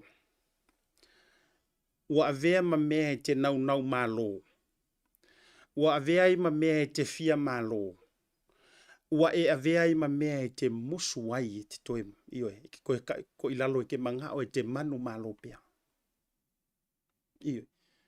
Nga e alaku ke saili malo. E latu maua malo. A ua sa so o ilo mane mea nga. O lo le ko e fia ko ilalo. Ma nei ai a mo so taimi o fai tau ma nei ai o le ano fale o le natus tu singa. Ai ua mafua o na manunu le toau ma faavai o ainga. Ua manunu le faavai o ainga ai maise o Samoa. O nga iai le mea ka ua ioi. E iai le ngai ksaur kusu singa ka malua. O na ua malosi me ta ua tafinga au. Wa kafia e se ai fa avae ma fainga lelei. Me la lea. Le fa solo a me e ta o tafinga au. Ioi. Rubingala na lea la ina fa tula ubi tala. Ai ai se me o menga ya ringo fa ngo le case le. You know, I'm so saddened. Ile case le wo koe avaku. E pei o lea ua mai a o nga fai mai ia fa masino. Koe o ikua. Ave ikua mea ia. Fa au pera ngo fo o le fionga ya lau timu ia o le ano le mali etua. Ioi. Fa o nga pea ia longo fo. Koe fo ikua mea o mea fo inga amai mua. Amai ngisi mea fo. O le tau te amai lava le mea lava le nei. O lou tali atu. I fa alo alonga e fai ona o se o le usu mai le nuu matulanga fa pena. Lega? A le ala ua uma enga ua le malie. O le marie fai unga le ale ua oso mana o e haya le private prosecutor. Esu e ai. Leanga o lona lava tali tonunga. O laenga bribery. Fa mai o laena tongi tupi. E ala ile lima hafele. Oh, sa o ia pekelo. Oh my good boy. Ai se mea u te fautua ina. Lo ia tutu mosi to finelea.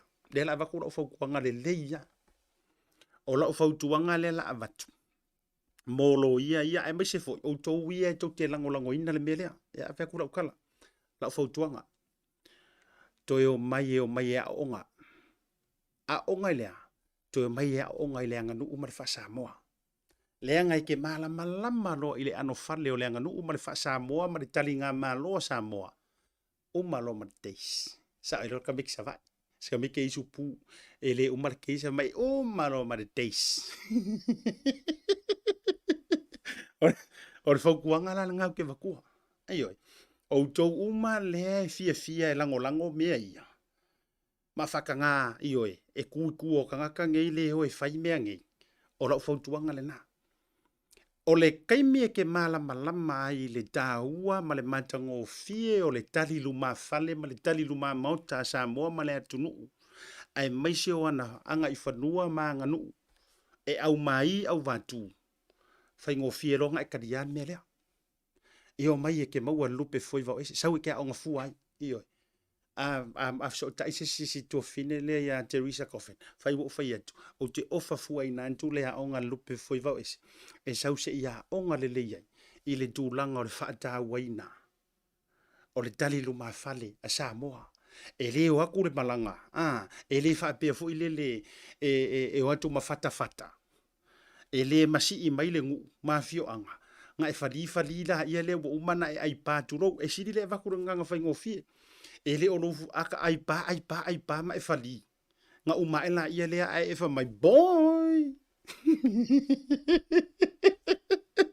iyo so le se mala mai se ia le wo fa tu fa pena e le se fa sa mo I lalo le lalengi e ke alu nga e ala tu o le tangata ese kulo ele o ese tangata o le ele nga e ala tu o le tangata ese e ala kula ia kali malo ma kali fa alo mai le ngu mali ku malo pepe povio pua o moa o mea mala fa bena lenga o le tali luma fale le na Samoa ele o akula o aku kangaka ele o ifola le nu usasang sa salua e si o e masapa sapai ma fafanga fa le lei oi ai umanga e kausami ma e fa ila ma e lawalo e tu ye ro ku ma e fai fa se vu se o ku baloka uma le ai e se ar fa porkiki e se le anga nu fa ko aka ko porkiki nge ya nga firka siva o afia ono lua lenga fa ko aka ko porkiki nge yer kasiva ngoru ole fa ko a ngos fu tau sanga talun tau mai me a o lau tali luma fale male anga nu ma le fa Samoa kamanga nga soifua mai o ku a mo ola mai ai o le pasir nga momoria mai tantou mo le tantou wala nai malo le o tantou o ai fariseu masapi ma au mali iyo a wala nga ke mai le pasiko a o mavai ma mai le kuwinga ia mo mai le winga ola utala le faiatu a wala tantou mai le ava fata ma le tali fa alo Samoa wa se e mai iro ka kousa ai nga au nga kuku au fale kekele iyo ma faita tu malai va le fa onga ma tele suinga ke alo fa mai I'm pretty sure that's bribery. You know, I'm pretty sure that's bribery. The way I look at things. Sa jima ko vi au isumu. Ya. Does now ni so tattoo update. E le vai nga tu la me tono so tattoo turu. Ya. Iro foi o au ia mal fai por kala mele fa be te fai to se situ. Ai o kilo au ia issue. I speculate issue. Iyo. O ke karango sa au ia issue. O le issue le kupu I. Ele o laval malamba stene le nganu. Le na. Lua. E yer kanga kala ngo wa mai kuo nga lima. Ai ku le nga iluma. Sa we ke aru ke mo e lumo le mele. O le afelele mai kao, o le afelele mai fanga au, o le afelele mai pomu, o le afelele mai ala. Ai e pito pe iluma. Ina ia tau mori atu lava le mele u te le fia. Papenga? Tiu ka kau kiri kau le o ngi veske kau ke loai me ia. Kau le ngi o fa ilonga ke kilo ko e pe o le malama le suro le la. Lau va ai me ia. Mua. Le malama mai le nganu. Lua. Ke le arka kala unga ia mai ku. Ona I vaenga na. Ia, ma le vaenga muri ai tantou tele o tu le malolonga ma faafelo ai lau se coach le fo so mai wa ma fa tal nonga le vanga o le fiafi. Fa avtai o la fo ua manu malo se tasi o company la fo I male o nanga tonu Samoa. O le TGA o le Tinai Coren and Associates. Ya se tasi le o company o le ua manu malo I piti fo I o le o se company la tau te fausia ina le tantou market I fau I savalalo. Mantua le market le wa tau nei tantou e New Zealand nei. Ia le se fulu lua miliona dala. Ia e viso soa ni ai le fausia ina on top of le fulu miliona dala fo I lea Samoa le vai le ua au mai le fainga malo. Ia vai ke leo nge miliona. Tantou ai fo. O le kere kanga kai fo mai o le wang le hingi kupe. Ia ale ese 10 miliona ani usila le au watu. Ma le 10 miliona dala Samoa le ua au mai le fainga malo. E fisoasoagi e le faiga o lea makeki fou i savalalo. Bia ai runga aru se milionga i payback o ngai ona i le overtime ia nai tulaga fo ia i fo mai tausi mai. Waile ngare fiku se lau mon kupu fo mai a koa i poru masava. Ele o le fata wana una tala po le tafio finga ta o le tofa le matanga ruenga po le malo. Ai se isu e ma au i le lei. Wo uma so i o le so o kau ai o se lengi walanga langa ta fili sau no le telo le tupe le tau ai solo. Ia o le taimi le nei. Ia ua umale ua fai matua. Ua fai mai le tofa e mese iau ili ili. Ia le tele fo i o nei vaenga. Ia o le tatou faasoa tatou atu le malolonga foi mai so ofisiringia le sunga ia coach e nei nisi o vaenga i runga o tatou proclame e le vanga o le fiafi.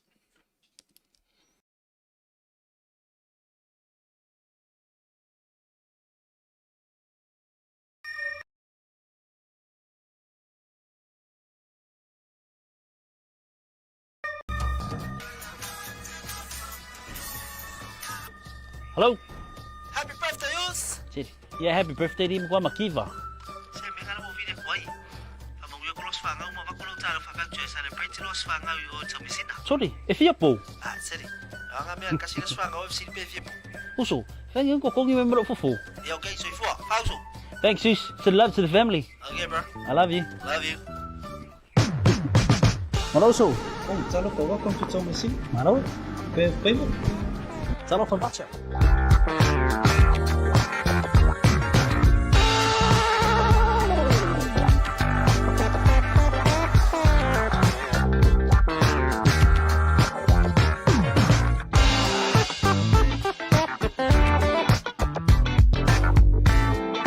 Talofa lava Samoa.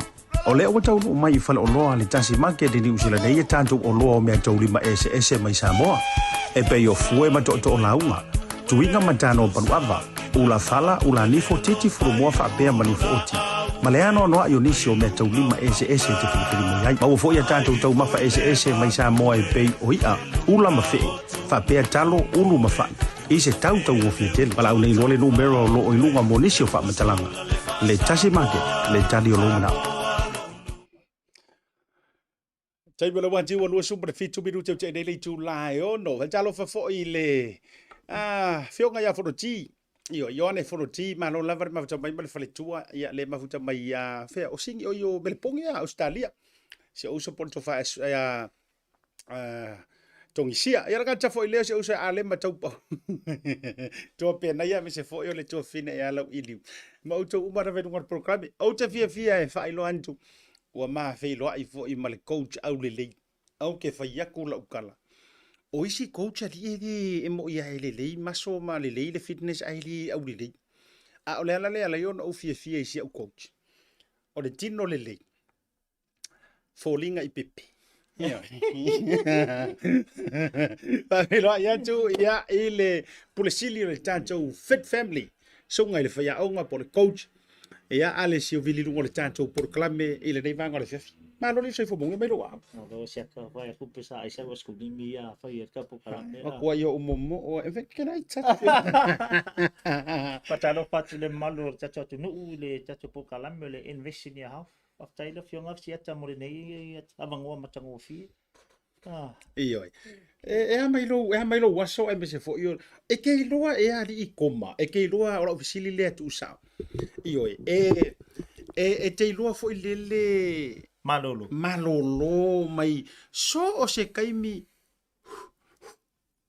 e so taimi fo ile te loa ai malolo o le malolo le mau mai le mele le ka fa palange le beauty sleep a ko lengi vola o vala ko lengi ke le malolo e ki sawa fo I pi ka mangu mingumi o fo dinga le skemi fo ngale wa o vale atu ai le se pe ia ka vale vo ngale o vale atu ka vale mu le sole se tu pe sa ala se ko fere so luinga a ele malolo e pi ke sau disi ke mi e pi tau fa matua ngo fi ui ole moe kusa le ke mi ka ua le la fitness training so regardless a fit for la le la vala malolo ia fa fa ngo fi al mata ia me mau kaka le pe o le whakor kaka le whamai o ka se white kaka le le ua o so le whatu so e oso voi le whatu tangata e over le white ai le lawhan malolongo ma nga ia ke le mele wa isa no te lo coach wa e sa ngo to e pe ke va valo we pe te pe musuia o le nga wa lo fisili le nga fa ya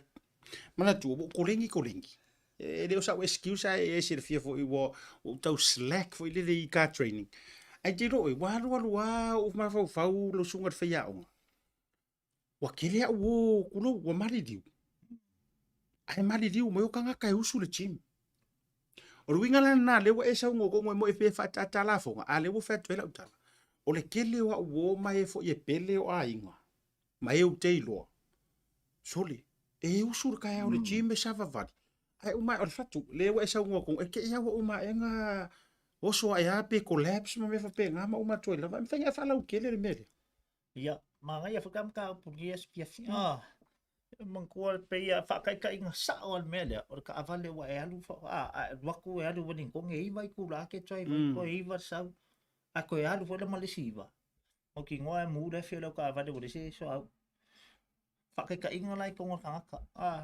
penga le alu ai le lawan mo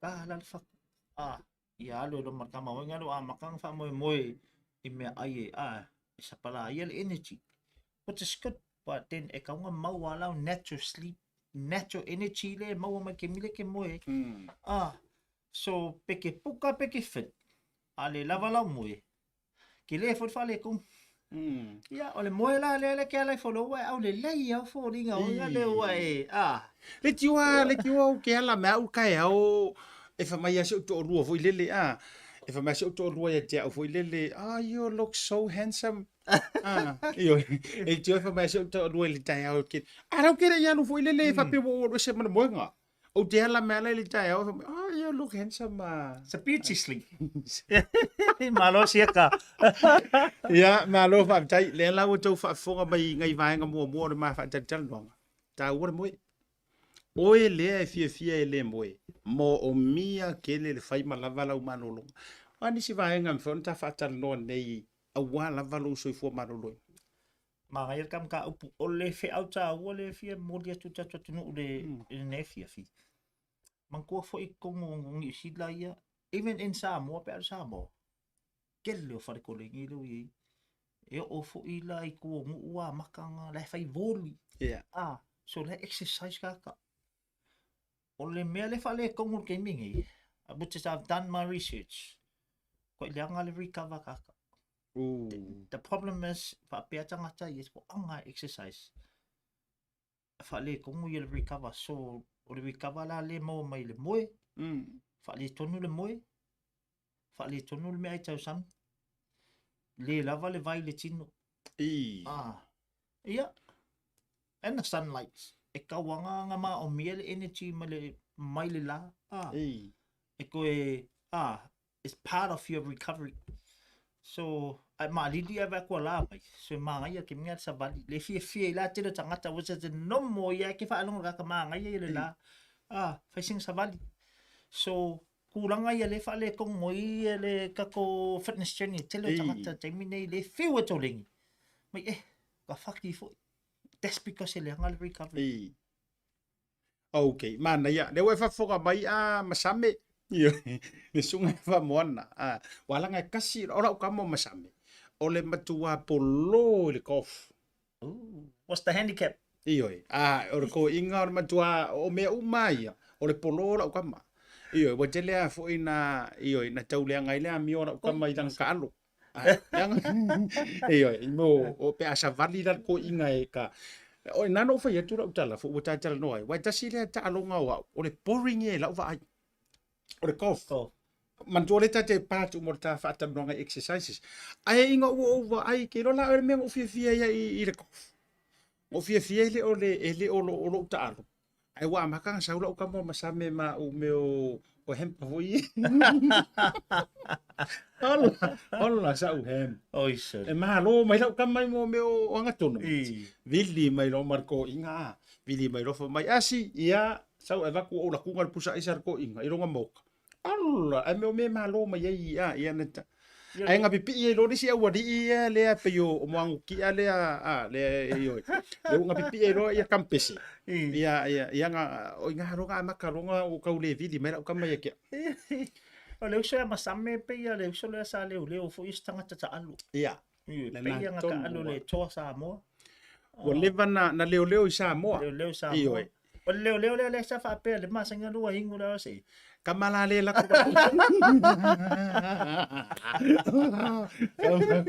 Le sira lang wa e kang vo ka umai. Ai na sau vai la utama ma finga ruanga nei le mare leo fatpui.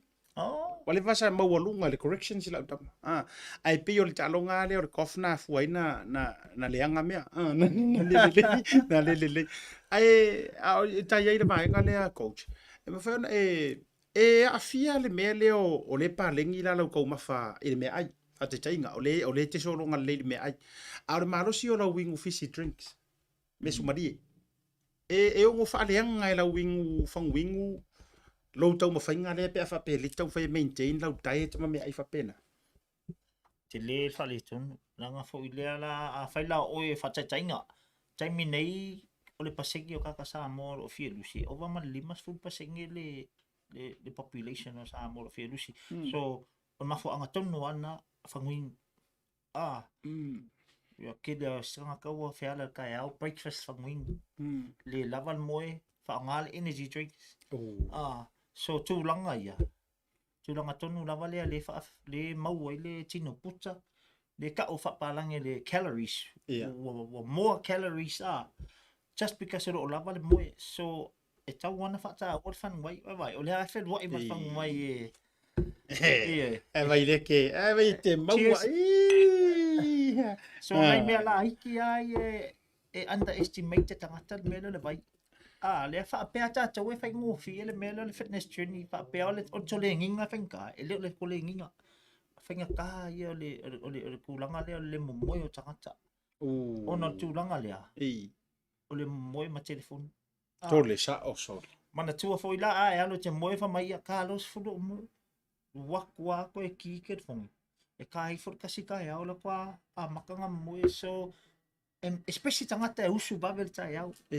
So ko repeat a ko le cycle le laval malo longa ala tai au fa iva le aise me ai le lei fa ngal energy drink ingul ko fel po ko a makar cycle so chulanga fa pena e kaunga sui le routine. E kau foi langa strict oi lau ke mi moe pe ia chulanga le tato file fa nau kai au le aunga va ve moe o tsa san manga ia ka ko advice le ave tamaiti. And then what about us? So le te lora la utala. O ka se manga i ke lo o lu ke kupti ai. Au ke whaku sa oe o tasi le vai ngā ui ke kau ka eke ro visio usoi tau tara sa oe ris tangata te li pe ro o Lucas ma ane awa li e kari e mai au le sifi o le kau kara sa o le mo moe nei e taimi fo i le ia te au lea so ono le pisi te le mantua fo i during the day e vai ngā lea o ngai fo ia tamata upuro avi o ele papia la ai o taimi le po o fia ke le stay late fo i le o ke fai kau kusi ai o pomoni lava lana ia o tele alofanga fo i tele ainga ka kilo ai fo i matamata i o te tupu i le lalolangi rungo le Facebook ai tele ala inga o fia fai tau stories o fai kau news o si kaimi e umainga o fai kau ngā news mangia u anta pena penanga o me fo i sorry wala ka kasi aere o ala pe ka ke marosia ka ke o fia moi o le ase I think o le parengi o le en fait so ni nami ya fai foi la it's all come down in la routine a fai la o e twaina mata de sia so le se fa le tono le melo twaina mo a fai ya a ko le la o fiku ku la ke mano loi a fai o ke a makas fulu kai au or even late you can sleep late so the idea pa me ia lava la malo longa ia a toa le taimi tona e to what time ke mo pe ke malo loi a ka koula leva ve usu kai au ki ngā ngai lo o ke me moe a lai whaia i mau ka kanga e maa mia se soani e roa lau kala e o roa la ta o whai kai kai ngā ngi o te e tā lo le taimi moe o whairo i mato a ngilo tōrua ka ngoe se i lau ke rwhong i oi e se pen nampo lau ke rwhong ka ngoe se i e se lau ke rwhong a me e se mau ai fai melo fu mai coach e o fa o tole to te mafu mai i oi se i ko ta melu ma o to uma lava fa se i se ko ke fun ia e o le taimi boy ma tu langa fa pena e le si issue lo ke fia vatua e vai le agree mai Natalia ke e ku sa ma u ala e do e fa ma o ngia ta no ai e le ase me alo ai Malo Natalie. i oi wa ke ro foi Natalia ke le ai le study langa o le study ma to ne fi study e ke le nga stay late o le sila vai nga ke fi sidi ai tem foi na exosoni mai o ui le se kanga ke sila mai le ki ngopu ele la po Yeah. ai ke ro la kala o kango level of fitness e le fa pe foi tate fai e kai mi foi le peka ke vai ko e fit mai le si au ki ngopu ka ke ai ata itali ni peka ke le la po ke le ai peka ke sela ka ke tired mo fi foi le o lo ke speak ko le pia for le si to te what's the issue here em fai na tau so ni mai So I'm whaia langa efforts, whakekainga la alo ku ngai la ma kamaro blacks. Na popo au kus ka mai au. Ke le aku lo. But then o tae la wani inga. E le strict tae la le ia kaka awheleki ia. Kusa o lako peo dala ke le kingu. But then e se lako tae lo le weight loss. Pa lai o le tae ia maua le malos tino. So I think ol fatsai ta inga tonu lama na le ole Toleafoa Sini. Ia ka ikala le pai pe la kiki for the king.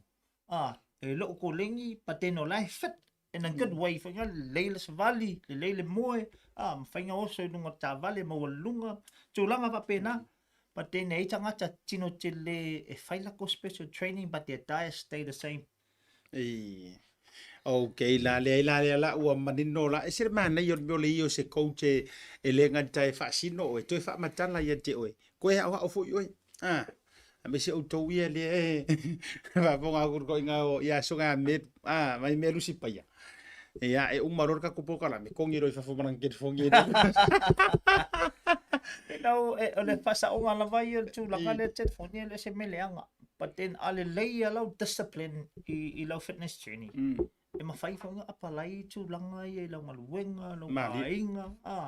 But then, o ka koule, mawal malosi taimi nei. E lo wango ke le mele le moi. Makola e mawal malosi, which is in whai whanga o whaia.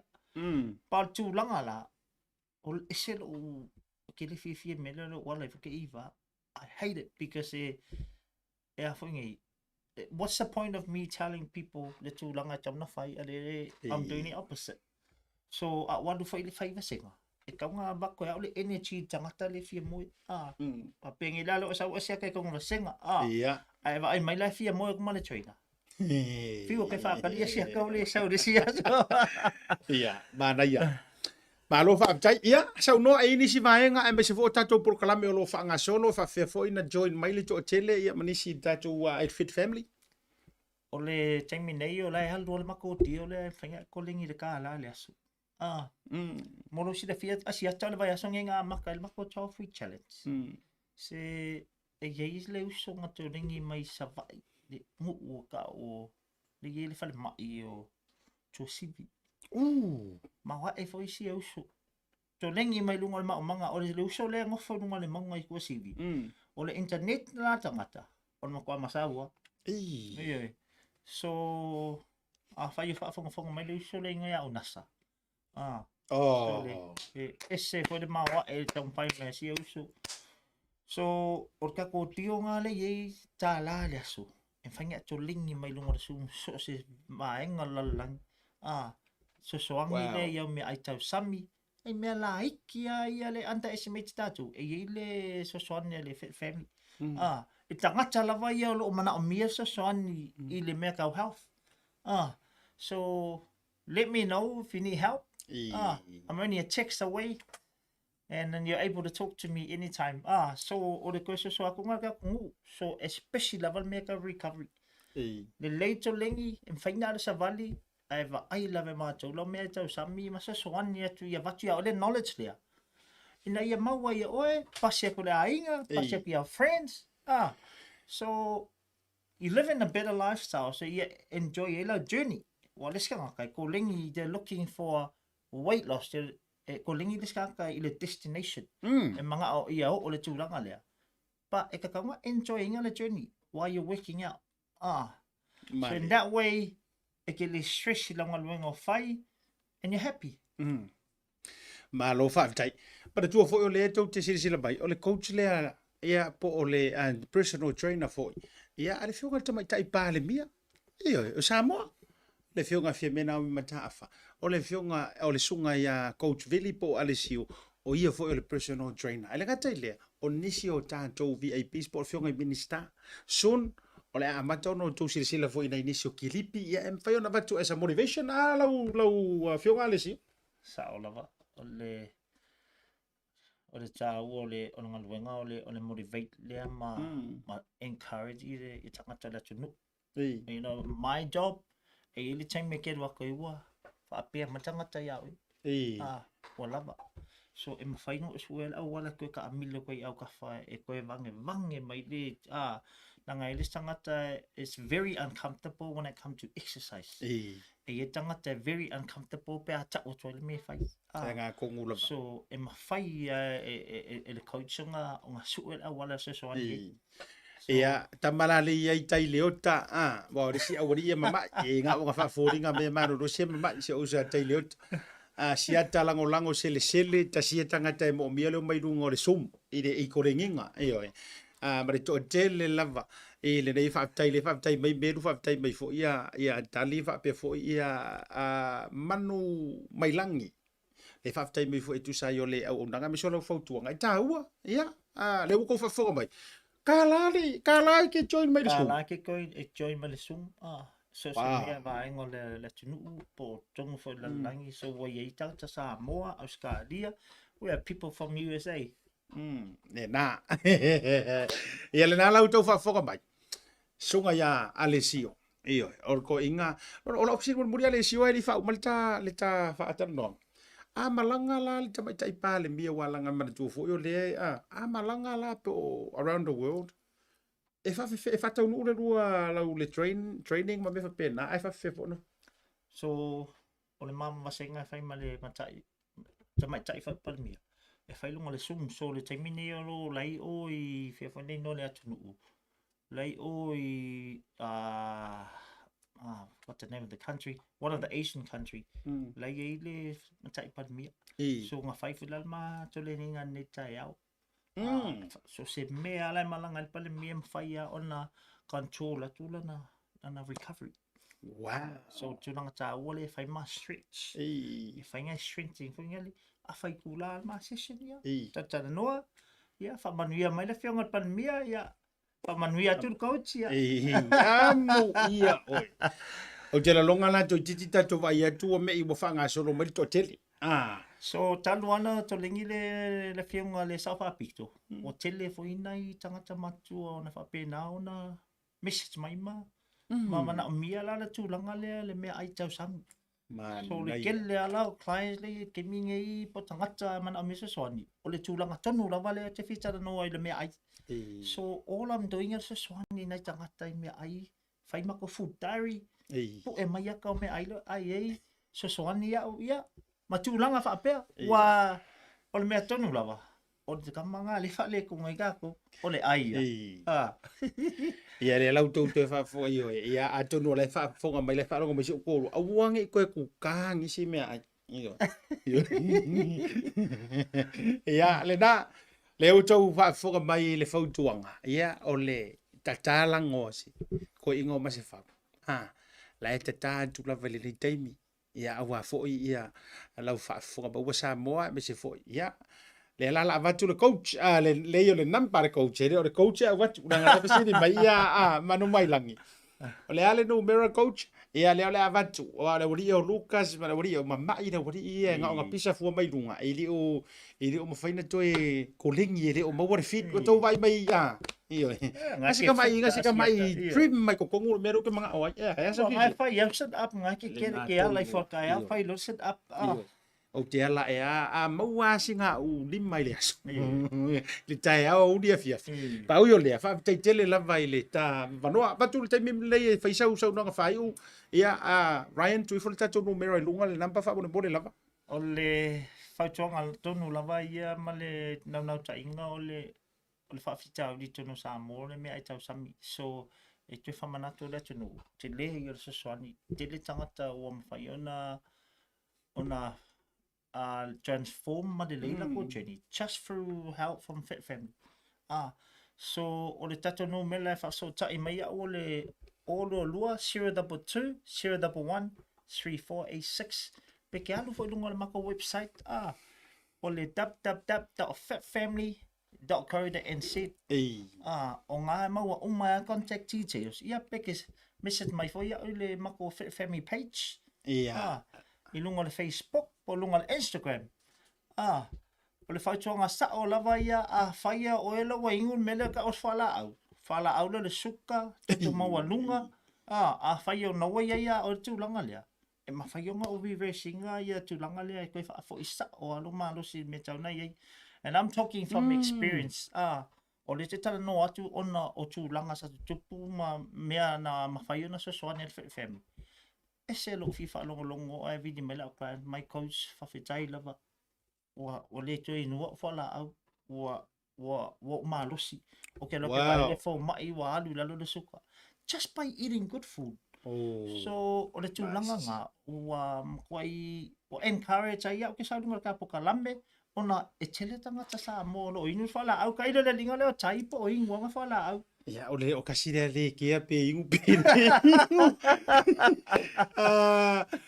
Julie, i inga, me se fo le Deuce Brothers, ia, malo lava, le neivanga le whiwira whapanuia mai, ia, asiata tau whaare swafa, asiata lango o asiata, e healthia. Oye. E healthia le, so se sia e ke makairo le swafa le, o lo healthia e toi au le rei. E le ngapa le au le lei, le maanga ia lo si ufafonga, e se fo ino takia whalongo i o mawhauwhaunga, Ia, i le neivanga o le awhiawhi, le ua sauno atu sunga i le coach.